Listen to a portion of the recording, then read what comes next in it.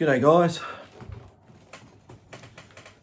I finished off that, that 5,000. Well, the case of it anyway, that's the case of it.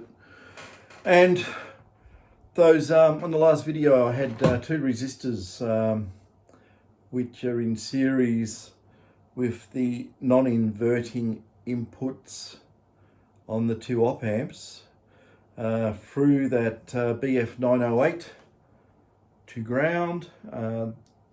Normal detector resistors are at 1000 ohms, and I found out to properly balance it I put in 1.5k, so that might be a good yardstick.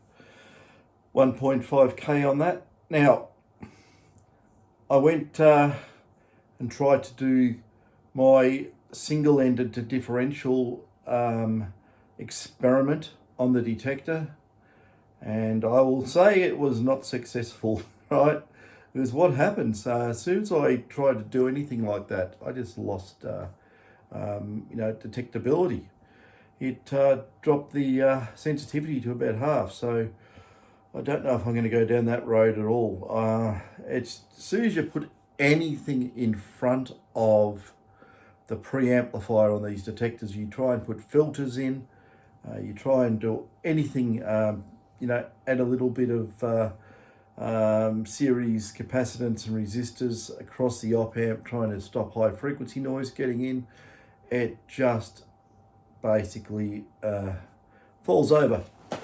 Oops, put it mildly, it doesn't work. So I'm going to rethink that.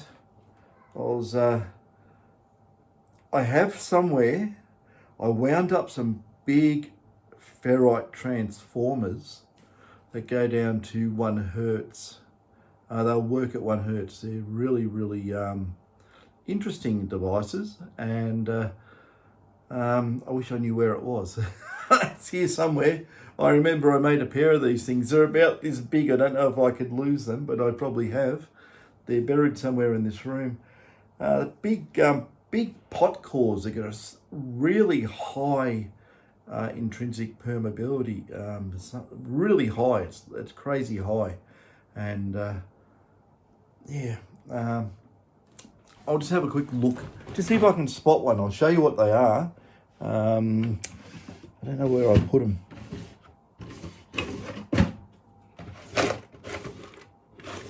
Definitely not in there. I don't know. I did this probably a couple of years ago, so it's no wonder I won't find it. So, dear me, that's disappeared. I tried some other experiments too, taking the op amp outputs straight, where they go straight into the 4053s. There's 68 picofarad capacitors across those lines that are standard in the detectors. I think there was some early GPs that had 33 picofarads, but these got 68, and it's interesting because it depends how you drive that part of the circuit out of the op amps. If you drive it direct, and what actually happens is that you can't switch the inputs fast enough. There's a hold up there, and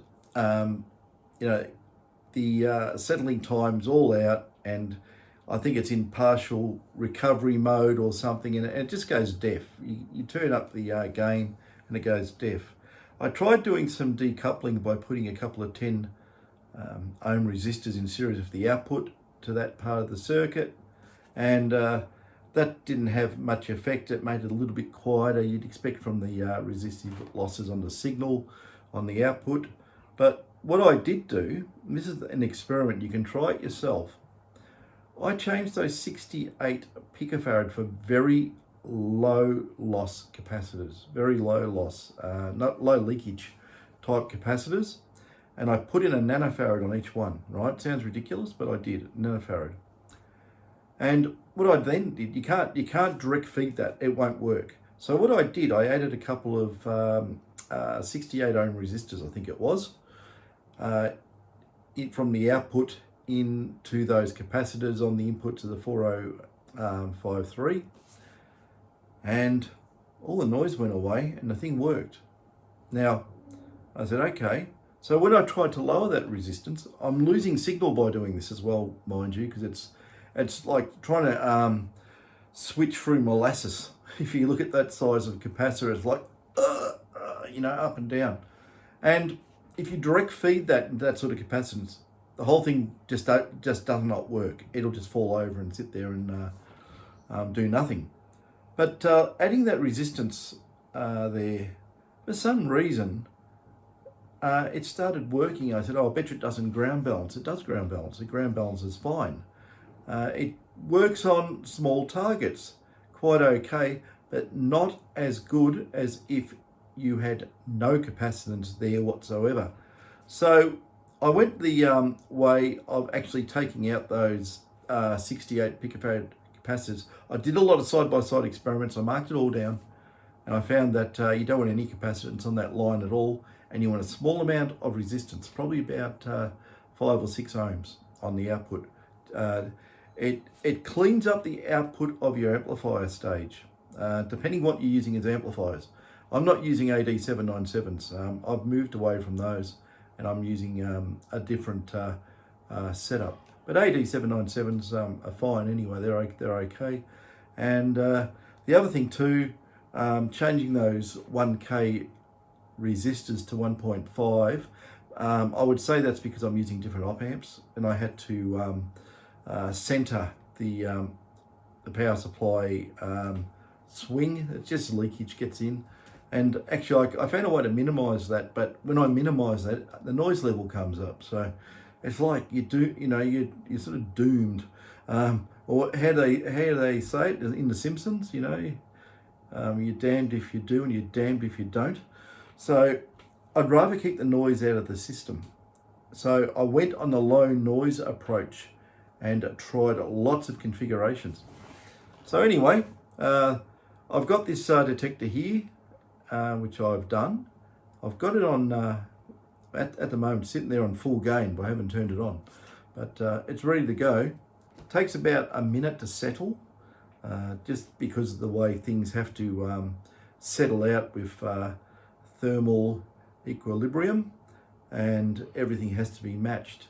So I'll turn it on. I'll have a bit of a listen.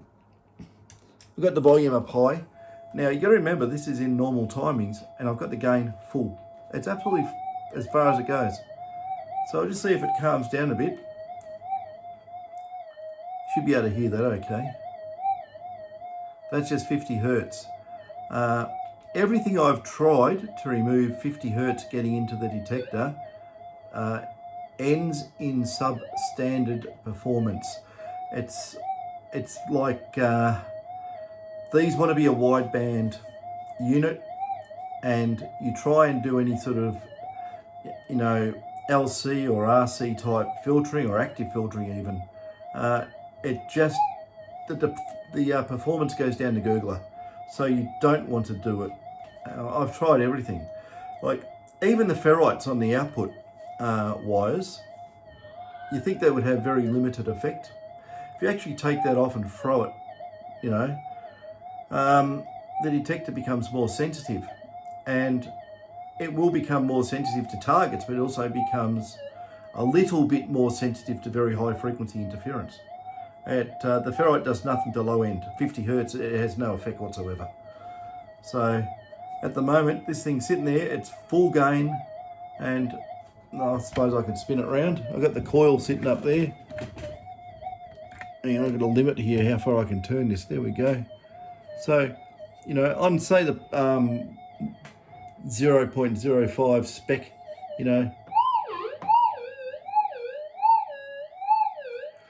it rides well above the noise.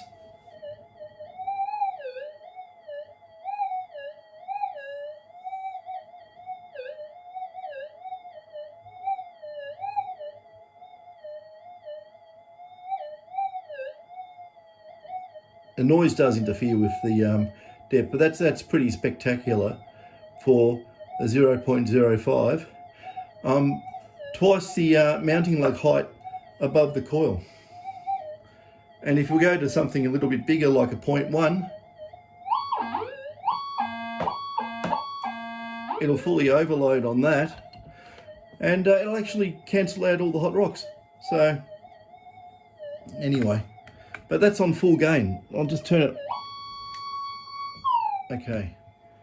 Now that's on minus 10 dB gain. This got a range of 40 dB, which we go down minus 10 dB, and we got plus 30 on the way I've got the amplifier set up.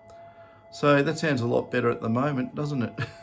It's working really, really well. This is a customer's detector. And speaking of customers' detectors, we have 5 7000s coming in from the US. 4 mods. So this is going to be interesting. 5 from a group over there in well, I was going to say where it was, but yeah, okay. We could think of George. So we're getting those coming over. I've got some more 6s coming over, but I've really been flat out doing these GPXs for myself and for customers. Been pretty flat out on that. And Dave's been flat out doing other stuff, so trying to hold it all together. So yeah, that's I finished. I'll loosen it off. That's the I can't even see what I'm poking at. There we go, down there. That's that one sitting there. I've just tacked a lot of things together. I've got to do it all properly, but you know, it's the request of people wanting the best. You know, it has to do this. It's got to go so deep on big targets, and you know, really running more power out of these detectors is not the answer. All it does is lights up the ground more. You've got to get that sensitivity in the receiver. You know, when you can't, say you got your normal detector and you can't hear a target, you know there's one there, but you can't hear it, right? That actual return signal from that target is hitting the coil. There is energy there, and it's just that the electronics is not going to decode it. Well, it's not going to be able to amplify it above the intrinsic noise or get above its own noise floor. But the signal's there, and as soon as you get rid of that noise, like if I've got this detector now, and you can hear it still, even though it's running below normal gain, it's still got burbles on it. You'd expect that though, sitting on the workbench with all that equipment around it.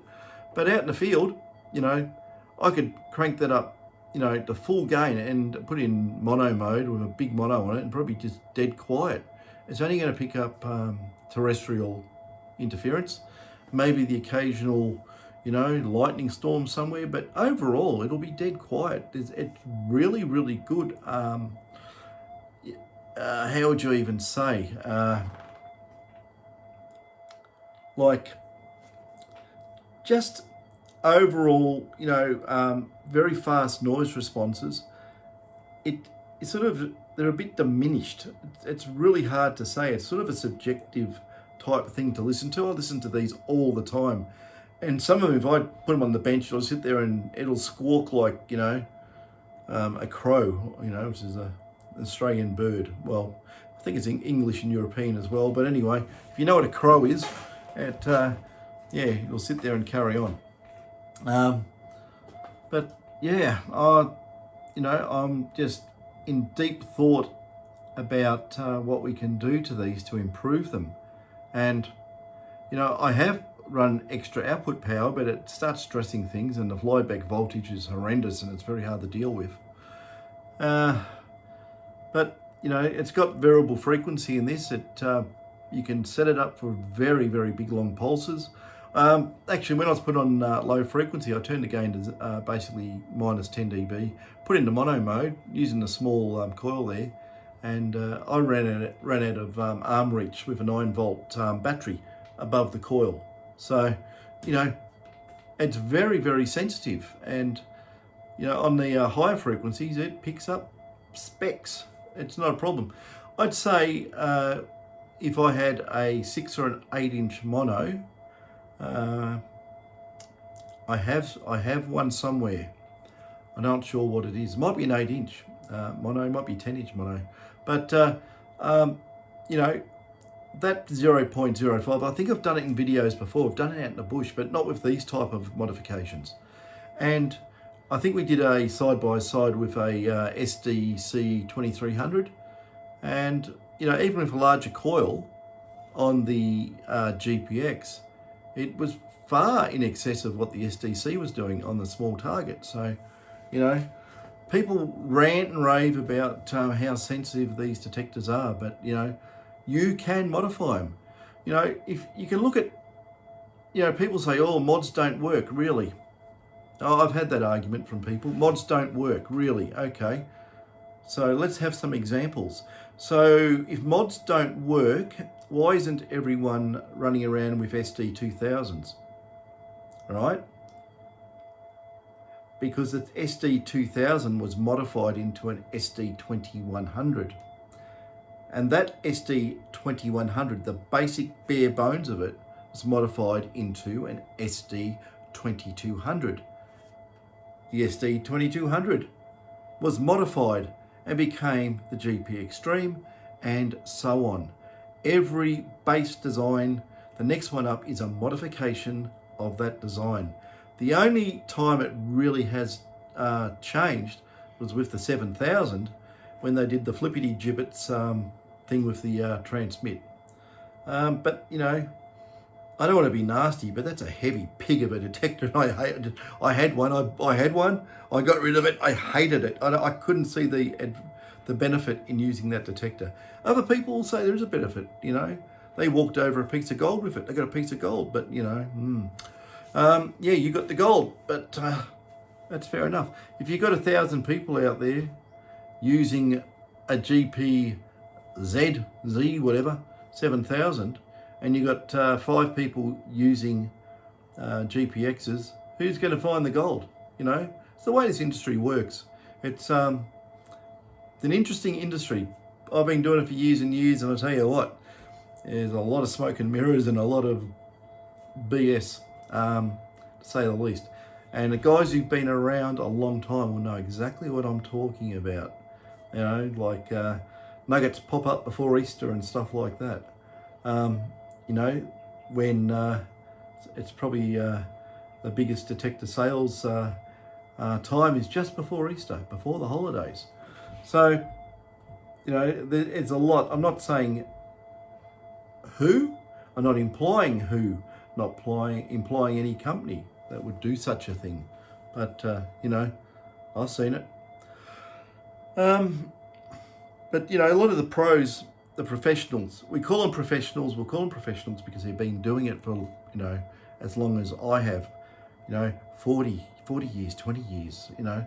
I was talking to Ray Hall day before yesterday. How old's Ray?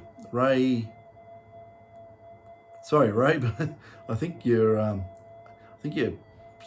84, 87 or something. Ray still is a really good prospector, and he trains people. He'll take you out and train you how to use your detector properly. Ray's been doing this for a long, long time. Ray knows everything, believe me. He's a very interesting fellow.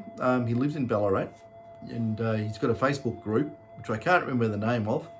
But if you type in Ray Hall, just Hall, Ray as in Ray, look him up. He's got a group there, and he takes people out and shows them how to use their detectors properly. Hang on, let's turn this other thing off. It'll drive me bonkers. So, you know, in that regard, yeah, there's a lot about this detector bizzo. And, you know, Ray doesn't, you know, understand, or doesn't understand, but he uses standard detectors, right? He doesn't go and use a modified detector. I don't know if he's ever used one actually, but yeah, he's a really good guy to go out and learn. And if you're new at this game, don't get a modified detector as a first off detector. It might be too hard for you to get your head around and use it effectively. You know, get something standard with less controls and less options. So you're just forced to use it as it is, and then you move up. Like the first detectors I had, even the VLFs. I had every VLF, every Garrett, every Whites, even my early Mine Labs, what was called Gold Seekers or something or other, tin box with knobs on it, all VLF stuff, and at the time, I thought it was the bee's knees. It's absolutely. I won't say, not a swear on YouTube, but yeah, it's an absolute chalk and cheese difference from the early detectors to what we have now. But, word on the grapevine, this is just hearsay, that I've heard that Mine Lab's got a new detector coming out. In this industry, I hear a lot of stuff. I don't like repeating it because, sometimes it may be purposely released into my ears, wrong information for cause and effect. It may be true. It may get people into trouble for saying things they shouldn't if they're, sworn to silence about it. So, it's I'm just immersed in it, so I hear a heap of stuff, and some of it, is like, yeah, don't believe that. Yeah, I would believe that. It's just the way it is. A lot of weird personalities in this game. You'll have people that, get on the get on the internet and say a whole heap of stupid stuff. The ones that get me, the armchair experts who've never used a detector or even used a modified detector and will just absolutely, poo-poo can the whole idea, concept, and everything. Well, they're all out there. They're out there.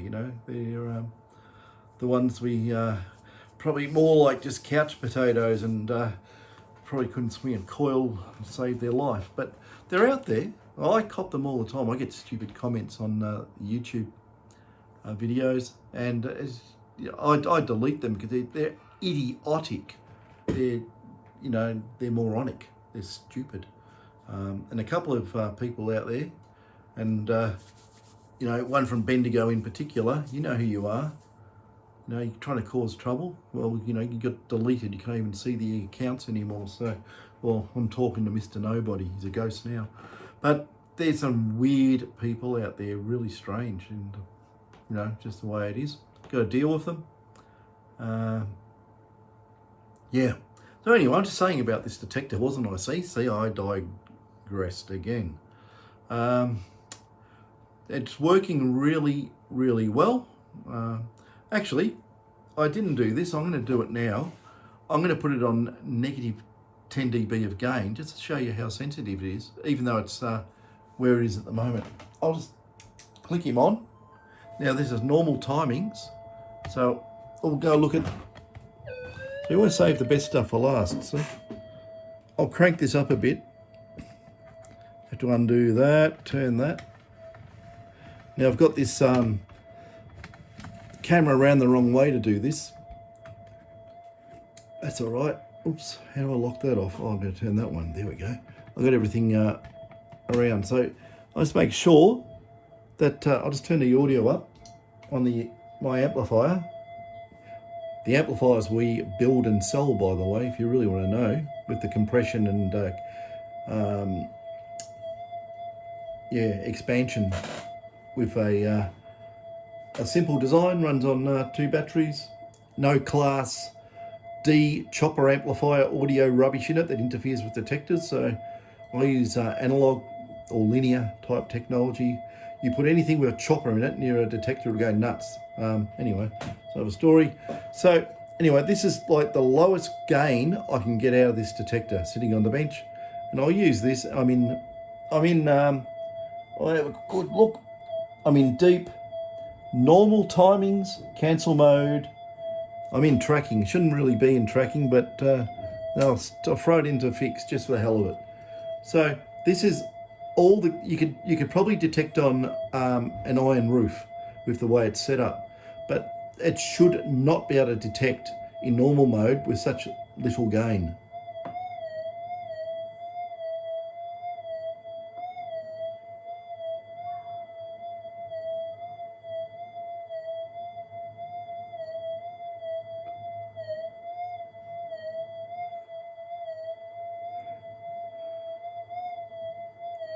So it still detects that, no worries at all.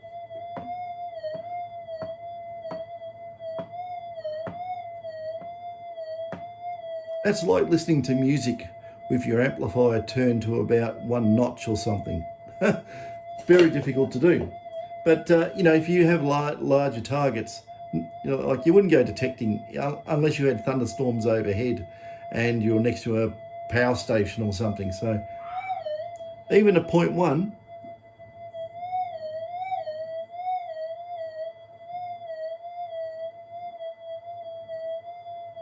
I don't know if that's in screen because I can't see.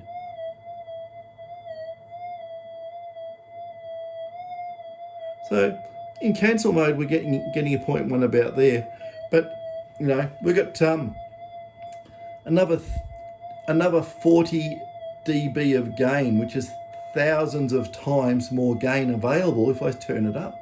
So I'm just showing you how quiet you can make these detectors. Still use them for detection. Like on a big target, if I had it on, the gain turned right off like it is, it's basically, say, right off. And, just use I've got to get in front of that. So I'll use a battery, 9-volt battery.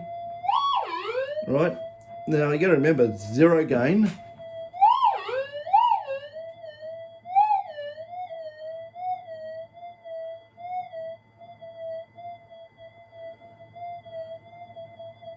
Dies out about there.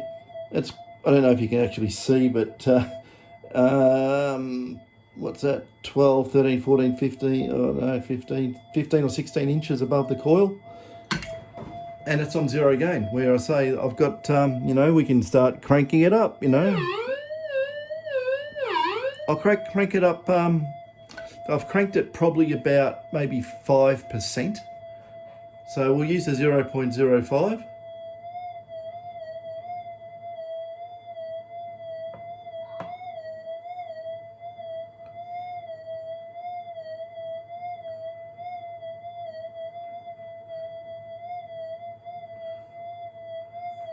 Even though it's a big ask to ask it to, the poor detector to try and detect a 0.05 spec, but it does it. It does it. So I could crank it right up anyway. But you've seen it on the other videos. Oops, I'm loosening things off and everything's going spinning around crazy. Am I meant to do that? Yep. There we go. So yeah. Oh, now I've got that too high. Oh, not to worry. It'll stay there. Oh no, I'll drop it. I'll try and drop it. I'll wind it down. There you go. That's what you get for using Chinese tripods.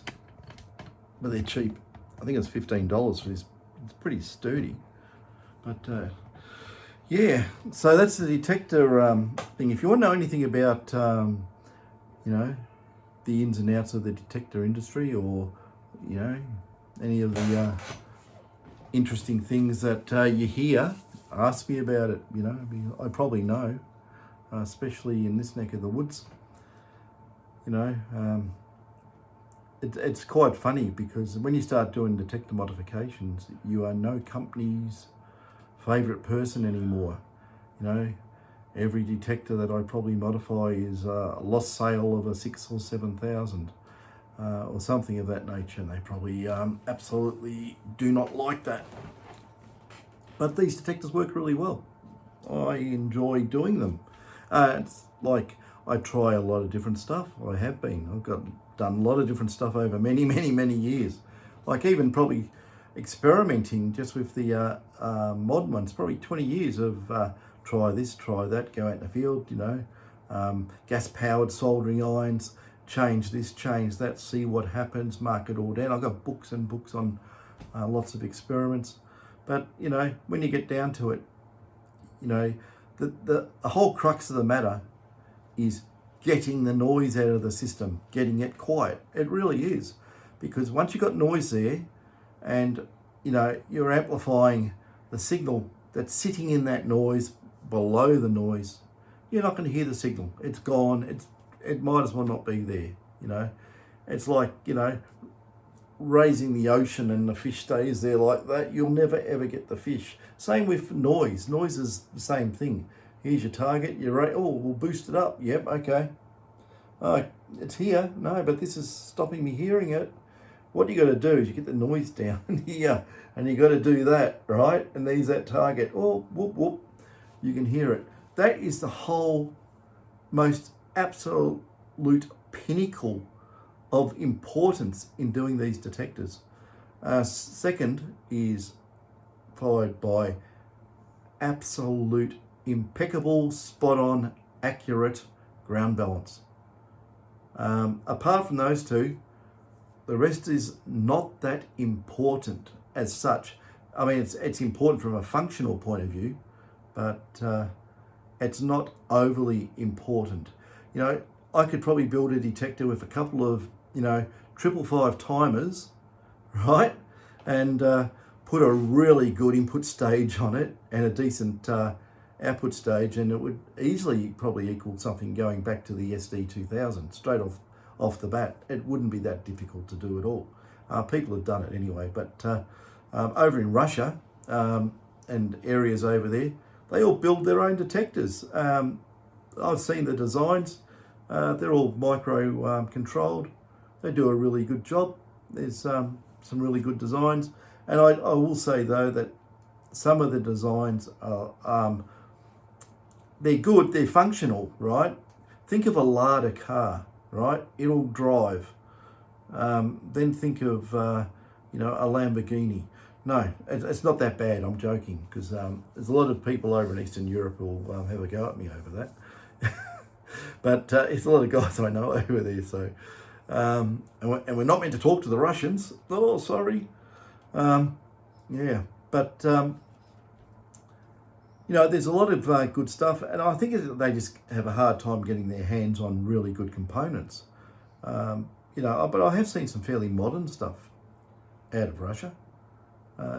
It's just probably comes in through China, I would say. I don't know. I'm only speculating.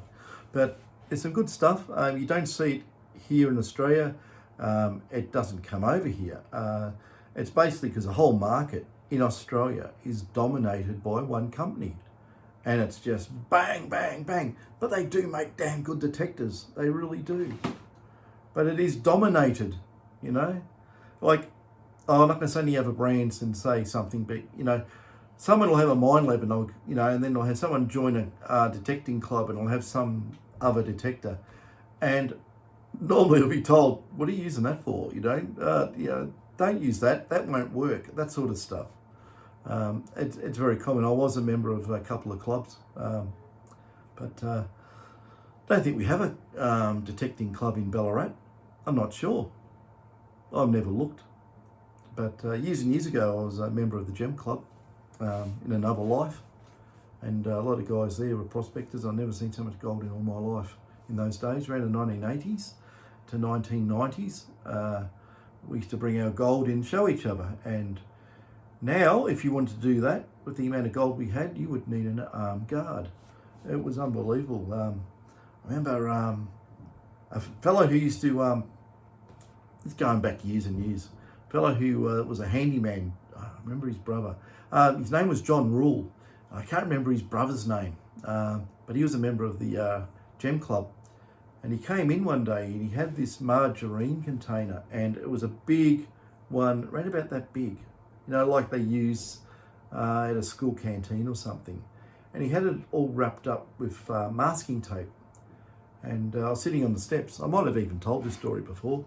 And he yells out something at me, think quick or something, and he threw it from about 10 feet, 3 meters away, and just went piff at me. And I wasn't quick enough, and it hit me in the stomach and nearly killed me. And it was heavy as hell. And when he said, have a look inside. So I sort of got the thumbnail and just went around, lifted the lid. It was full of chunky gold, Amazing, really amazing stuff. Absolutely chockers. And there was a lot of gold in that. It weighed a few kilo. So, yeah, it's still out there, a little bit deeper and a little bit out of reach for a lot of the detectors out there, because unless you've got really, really good signal to noise ratio and stability, you're not going to hear them. You're going to walk over it. It's going to be buried in the noise. So it's something to think about. And that's why with these upgrades, that's what I'm concentrating on the main thing, is get that noise down, get it down. That's internally generated noise in the detector. You can't really do much for terrestrial noise. And see what happens, you're going to try and filter that out. You probably can do it with digital means, but you know, it's always after the horse is bolted. You've got to get it on the input. As soon as you dick around with the input part of the circuit, you know, going to the first stage, you try and do any filtering, whatever. Yep, get that signal and you've just diminished it, you've squashed it, it's gone. Don't do that. I always say that, don't do that. But it's true.